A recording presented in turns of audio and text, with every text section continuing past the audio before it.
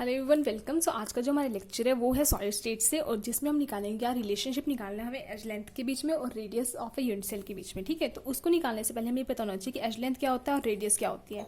तो देखो, सबसे पहले होता है एज लेंथ। एज लेंथ क्या होता है, हमने कोई भी एक क्यूब कंसीडर किया, ठीक है, और ये क्यूब हमें कैसे लेना है, क्यूबिक यूनिट से लेनी है। तो कोई भी हमने क्यूब कंसीडर किया जिसकी A is equal to B is equal to C, मतलब साइड्स है जितनी भी वो सब इक्वल है, और जितने भी angles alpha is equal to beta वो कितने के इक्वल है, 90 डिग्री इक्वल है। तो हमें एक क्यूब कंसीडर करना है। देखो ये क्यूब है और जिसकी जितनी भी लेंथ्स है वो सारी किसके इक्वल होंगी, एक इक्वल होंगी। जैसे कि फॉर एग्जांपल मैंने आपको ये बोला कि कोई भी एक क्यूब बनाओ जिस 5 इंटू 5 इंटू 5 का, तो आप कैसे बनाओगे, 5 लेंथ लोगे, 5 ब्रेथ लोगे, 5 ही हाइट लोगे। तो ऐसे एक जो क्यूब बनेगा वो ये क्यूब बन जाएगा। और जो इसकी जितनी भी जो साइड्स हैं वो मैं आपको बोलूँगी कि कितनी होगी, तो आप यहाँ से बोल सकते हो कि 5 है। सिमिलरली इसमें हम यूनिट सेल में कैसे कंसीडर करके चलते हैं, उसको ए से कंसीडर करके चलते हैं।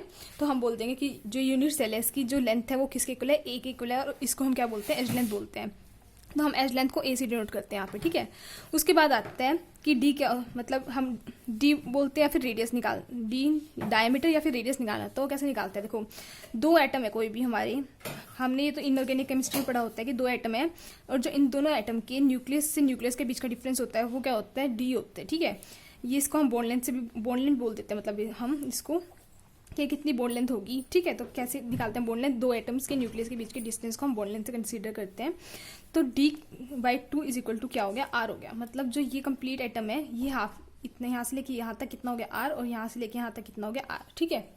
ऐसे ही इसको हम क्या बोलते हैं, रेडियस होता है ये यूनिट सेल का। अब हम निकालते हैं डिफरेंट केसेस में। सबसे पहले SC से लेके चलते हैं, मतलब सिंपल क्यूबिक सेल है ये हमारा, ठीक है। तो इसके केस में अगर हमें निकालना होता है तो हम कैसे निकालते हैं, देखो इसमें आपको क्या कंसीडर करना है, कोई भी एक क्यूब कंसीडर करना है हमें, ठीक है। अब इस क्यूब, ये जो सिंपल क्यूबिक लेटिस है, ये सेल है, यूनिट सेल है, इसमें हम क्या बोलते हैं कि एटम्स हमारे कहाँ प्रेजेंट होते हैं। हम ये बोलते हैं कि जो हमारे एटम्स है वो हमारे कहाँ प्रेजेंट होते हैं, सिर्फ कॉर्नर्स पे। ये बात आपको पता होगी, अगर नहीं पता तो इसकी वीडियो मैंने बना रखी है, आई बटन क्लिक करके देख लेना, ठीक है। तो हम क्या बोलेंगे, एटम्स कहाँ प्रेजेंट हो गए, इसके कॉर्नर्स पे। तो एक ये ड्रॉ कर दिया, एक इस वाले कॉर्नर पे ड्रॉ कर दिया, ठीक है, हो गया। और हमने क्या बोला, जितनी भी साइड्स है किसके इक्वल है, एक इक्वल है, ठीक है। और मैंने आपको क्या बोला, ये दो एटम्स की बीच यहाँ से कि यहाँ क्या होता है, d/2 होता है किसी इक्वल r। और जो ये एटम और ये एटम होता है, इनके मतलब जो ये कंप्लीट एक एटम है ये इसकी डायमीटर हो गया, और ये होता है जो क्या होती है, इसकी रेडियस होती है। तो सिमिलरली हम इसको क्या बोल सकते हैं, r बोल सकते हैं इतने पोर्शन को, और इतने पोर्शन को भी हम r बोल सकते हैं, ठीक है। तो हम क्या बोल सकते हैं, r प्लस r किसके इक्वल होगा हमारा, ये इस पूरी के इक्वल, और ये पूरे को हम क्या बोला, a बोला हुआ है, तो हम लिख देंगे a। तो 2r is equal to a हो गया। तो यहाँ से a की वैल्यू आ गई a/2 हो गया किसके इक्वल, r के इक्वल। तो यहाँ से हमारा रिलेशनशिप निकल गया रेडियस के बीच में और यूनिट लेंथ के बीच में, ठीक है। सेकंड हम निकालते हैं FCC के केस में, मतलब फेस सेंटर क्यूबिक लेटिस। इसमें हम कैसे कंसीडर करते हैं, देखो इसमें आपको क्या कंसीडर करना है, एक क्यूब कंसीडर करना है आपको। और हमें पता है कि FCC में हमारे जो एटम्स होते हैं कहाँ प्रेजेंट होते हैं, हमारे कॉर्नर से प्रेजेंट होते हैं, और जो फेस के सेंटर्स होते हैं उनके सेंटर के बीच में होते हैं, ठीक है। तो आप कैसे करोगे इसको, देखो एटम लेना है, एक तो आप लेोगे कहाँ पे, एक कॉर्नर पे, ठीक है। एक हमें कहाँ लेना है, सेंटर पे, मतलब इनको सबको ज्वाइन कर देना। एक हमें लेना है इसके सेंटर पे, और एक इस वाले कॉर्नर पे, ठीक है। ये हो गया। अब आप कैसे करोगे, देखो जो ये वाली है, मतलब ये जो एरिया है ये कितना है, r, ठीक है। ये r और ये वाला भी कितना हो गया, r, और ये वाला भी कितना हो गया, r। तो कितना हो गया, r plus r plus r plus r, ठीक है। और ये किसके इक्वल होगा, यहाँ पे हम क्या लगाएंगे, हमारी पाइथागोरस थ्योरम लगाएंगे, क्या होती है, जो कि बेस का square plus perpendicular square is equal to hypotenuse का स्क्वायर। तो ये कितना है हमारा, ये हमने a बोल लिया पूरा, ठीक है। और ये भी है कितना a, ये मैंने आपको ऊपर समझा दिया, ठीक है, यहाँ पे समझाया ना मैंने आपको। तो ये a का स्क्वायर प्लस a का स्क्वायर और इसके इक्वल होगा। तो हम कैसे लिखेंगे, a का स्क्वायर प्लस a का स्क्वायर, इसके a के स्क्वायर के इक्वल, ये कितना हो गया, 4 आ रहा है, ठीक है। तो हम कैसे लिखेंगे, a का स्क्वायर ये वाला, फिर a का square is equal to r plus r plus r plus r, कितना हो गया, 4r का स्क्वायर। तो यहाँ से क्या आ गया, 2a square is equal to कितना आ गया, 16r स्क्वायर। तो यहाँ से कितना हो गया, a square is equal to कितना हो गया, 8r स्क्वायर। तो यहाँ से हम r की वैल्यू निकालते हैं अगर हम, तो r की वैल्यू कितनी आ गई, a/8, r square is equal to a²/8 आ गया। तो यहाँ से अगर हम r निकालते तो कितना आया, a/2√2।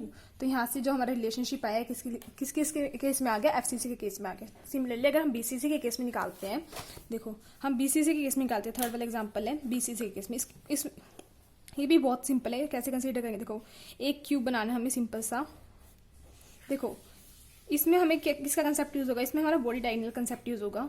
देखो क्योंकि हमारे एटम कहाँ प्रेजेंट होते हैं, कॉर्नर्स पे होते हैं, और एक कहाँ पे होता है जो क्यूब है उसके बिल्कुल बीच में, ठीक है। तो इसमें आप जो एटम्स लोगे वो एक तो ये वाला एटम लोगे ऐसे, ठीक है, एक ये यहाँ पे एटम होगा, तो एक ऐसे एटम कंसीडर करो, एक यहाँ पे होगा, तो इनको थोड़ा बड़ा बनाना ताकि ये आपस में ज्वाइन कर सकें, ठीक है। तो ये वाला एटम होगा इस बॉडी डायगोनल के बीच में, ठीक है। तो इसको हम कैसे निकालेंगे, देखो ये कितना हो गया हमारा आर, ये कितना हो गया हमारा आर, और ये भी आर हो गया। मतलब कैसे बना रहे हैं हम, ऐसे 3 सर्कल्स बने हुए हैं, ठीक है, और हमने कितना डिस्टेंस लिया यहाँ से लेके यहाँ तक का, तो इतना हो गया आर। सिमिलरली अगर हम यहाँ से लेके यहाँ तक का देखते तो ये आर हो गया, यहाँ से लेके यहाँ तक का आर एंड यहाँ तक का आर, तो मतलब 4R हो गया। तो 4R किसके इक्वल होगा, इसके इक्वल, इसके इक्वल और इसके इक्वल। देखो इसको सिंपली मैं आपको बताना चाहूँ तो कैसे कर, देखो अगर आपके पास ये रास्ता है, अगर आपको यहाँ पहुँचना है तो आप कैसे पहुँचोगे, या तो आप यहाँ से डायरेक्ट आ जाओ यहाँ पर, या फिर यहाँ से घूम के यहाँ पे आ जाओ। तो यहाँ से ऐसे कर सकते हो आप, a plus a is equal to, कैसे कर सकते हो, a का स्क्वायर प्लस a का स्क्वायर किसके इक्वल आ गया, x के स्क्वायर के इक्वल आ गया। या फिर आप डायरेक्टली क्या बोल सकते हो, हम x से पहुँच जाएंगे, ठीक है। तो सिमिलरली अगर हमें इस लाइन पे पहुँचना हो, यहाँ पे पहुँचना हो, तो आप कैसे पहुँचोगे, या तो आप सीधा आ जाओ यहाँ से, या फिर आप यहाँ से यहाँ आओ, फिर यहाँ से यहाँ आओ, फिर यहाँ से यहाँ आओ। तो ये कितना है हमारा a है। सिमिलरली ये कितना हमारा, ये भी a है, और ये कितना हमारा, ये भी a है। तो कितना हो गया, a का स्क्वायर प्लस a का स्क्वायर प्लस a का स्क्वायर, a का स्क्वायर प्लस a का स्क्वायर प्लस a का स्क्वायर, और ये किसके इक्वल आ गया, ये पूरा है इसके स्क्वायर के इक्वल, मतलब ये 4R है इसके स्क्वायर के इक्वल। तो यहाँ से हम कैसे निकाल सकते हैं, 16R square is equal to 3A square.